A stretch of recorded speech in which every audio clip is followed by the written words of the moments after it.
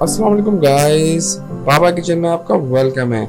आज हम बनाएंगे बाबा किचन में बीफ बिहारी बोटी, जो कि बहुत ही मज़े की शानदार बनती है। हमारे चैनल को सब्सक्राइब कर लें अगर आपने अब तक नहीं किया है, ताकि ये बाबा किचन की शानदार रेसिपीज आपको मिलती रहें फ्री में। तो चलिए आइए स्टार्ट करते हैं। इसके लिए हम ले लेंगे सबसे पहले आधा किलो गोश्त, जिसके हम लंबे लंबे से पीसेस निकाल के अलग से रख लेंगे। और आप चाहें तो उसको चुकर चुकर बोटी भी बना सकते हैं। हम ले लेंगे 1 टीस्पून पपीता और 1 टीस्पून नमक, और इसके बाद हम 1 टीस्पून जो है वो ले लेंगे अदरक लहसुन का पेस्ट और इसको अच्छी तरीके से मिक्स करके रख लेंगे। तब तक हम बेसन को या चने के पाउडर को 1 टेबल स्पून हम लेके थोड़ा भून लेंगे। और अब हम 3 चमचे टेबल स्पून जो है वो खसखस लेंगे और इसको धो लेंगे अच्छी तरीके से। धोना इसका बहुत ज़रूरी है, इसमें काफ़ी मिट्टी होती है समटाइम। अगर धुली भी मिलती है आपको तो बहुत अच्छा है, आपको फिर ज़्यादा मेहनत नहीं करना पड़ेगी। और इसको हम इस तरीके से भून लेंगे और भूनने के बाद इसको हम पीसेंगे। चाहे तो आप सिलबट्टे में पीस लेंगे अपने ग्राइंडर में। 1 प्याज हम बिरयानी फ्राइड प्याज ले लेंगे जग में, और जो हमने बेसन भुना हुआ था 1 टेबल स्पून वो भी हम शामिल कर लेंगे। और ये तकरीबन 2 टेबल स्पून दही, और ये हमारी जो हमने खसखस पीस ली थी अब हम इसमें शामिल करके इसको ब्लेंड कर लेंगे और इसमें शामिल कर लेंगे।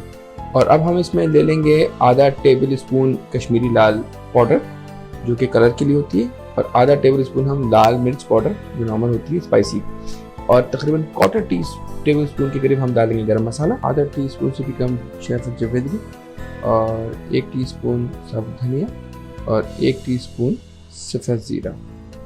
ये हम ब्लेंड कर लेंगे और ये पीसने के बाद हम इसमें शामिल कर लेंगे। और इसमें हम तकरीबन 4 से 5 टेबल स्पून जो है वो हम सरसों का तेल शामिल करके इसको अच्छी तरीके से मिक्स करेंगे। और इसको हम 4 से 5 घंटे के लिए इसको हम छोड़ देंगे मैरिनेशन के लिए, क्योंकि मैरिनेशन का प्रोसेस इसके लिए बहुत ज़रूरी है। इसके बगैर बिहारी बोटी कभी भी नहीं बनती है। और अगर बोटियाँ चकोर हैं तो हमें इसको 8 से 12 घंटे छोड़ना होगा ताकि अच्छा टेस्ट मिल सके। मिलावट अच्छी होगी तो बहुत अच्छा टेस्ट, इसके अंदर टेंडरनेस आती है और मज़ेदार बनता है। तो अब हम इसको प्रिपेयर करते हैं कि हम किस तरह से प्रिपेयर करेंगे।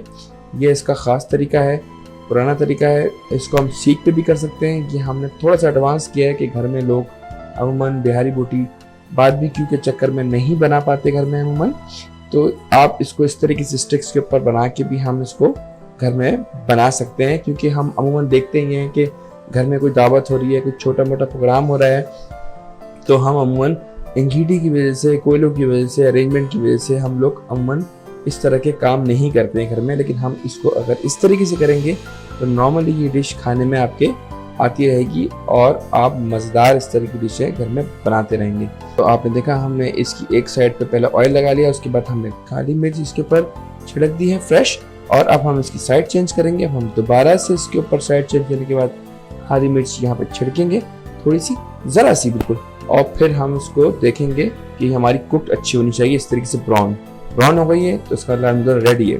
तो ये देखिए माशाल्लाह, इसको हम कोयले की धुनी दे देंगे और इस तरीके से आखिर में हम नींबू के साथ इसको सर्व करेंगे। आप बनाइए घर में, इंशाल्लाह आपको बहुत मज़ा आएगा। ये बिहारी रेसिपी हमारी, और शेयर करें, कमेंट करें, लाइक करें। जज़ाकल्लाह।